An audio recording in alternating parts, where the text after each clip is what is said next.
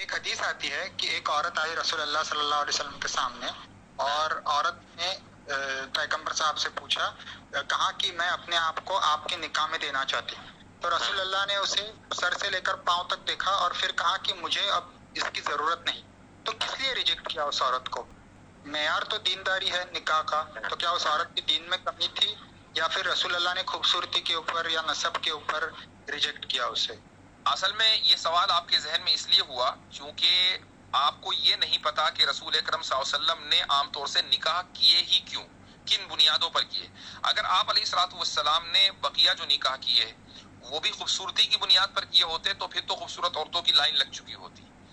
آپ علیہ الصلوۃ والسلام کی نکاح کرنے کے پیچھے، ملٹیپل نکاح کرنے کے پیچھے ملی ضرورت یا سیاسی ضرورت جس کو کہنا چاہیں وہ بھی تھی. یہی وجہ ہے کہ میں نے اس سے پہلے بھی اس موضوع پر کافی تفصیلی گفتگو کی ہے. جویریہ بنت الحارث رضی اللہ عنہا سے آپ صلی اللہ علیہ وسلم نے نکاح کیا، پورا کا پورا قبیلہ بنو مستلق مسلمان ہو گیا.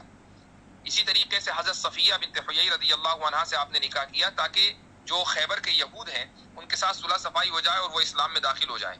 یہ اس زمانے کا ایک نظام تھا اور اللہ سبحانہ و تعالیٰ نے آپ صلی اللہ علیہ وسلم کو اجازت دی کہ آپ یہاں نکاح کریں تاکہ وہ سب کے سب قبیلے اس طریقے سے کہ بھئی ہمارا داماد ہے، لہٰذا وہ جو دشمنی ہے وہ ختم ہو جائے، کم سے کم بلڈ شیڈ ختم ہو اگرچہ کوئی اسلام میں داخل نہ ہو رہا ہو.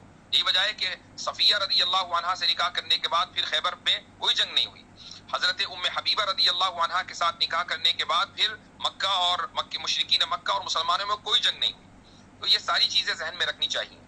جب اللہ سبحانہ و تعالیٰ کی طرف سے اجازت ہوتی تھی کہ کسی قبیلے میں شادی کرنا اس کی ضرورت کی وجہ سے، تو آپ علیہ الصلوۃ والسلام شادی کرتے تھے.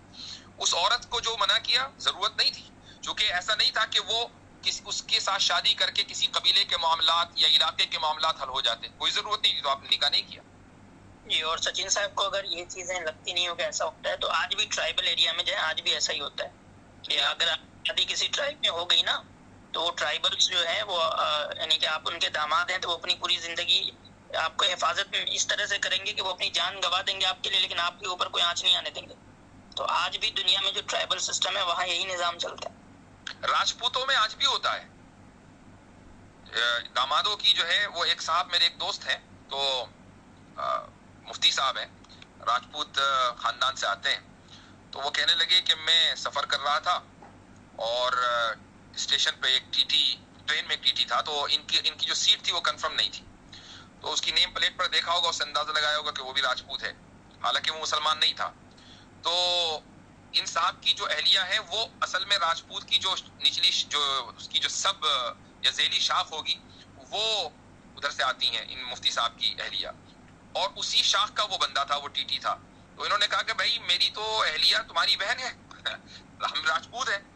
تو یہ سننا تھا، وہ ٹی ٹی صاحب لٹو ہو گئے کہ بھائی آپ تو ہمارے داماد ہیں، لہٰذا وہ داماد کی طرح جو ہے ان کا ٹریٹمنٹ ہوا پوری ٹرین میں. تو یہ جو چیز ہے یہ آج بھی ہے لوگوں میں، ایسا نہیں ہے کہ یہ چیزیں ختم ہو گئی.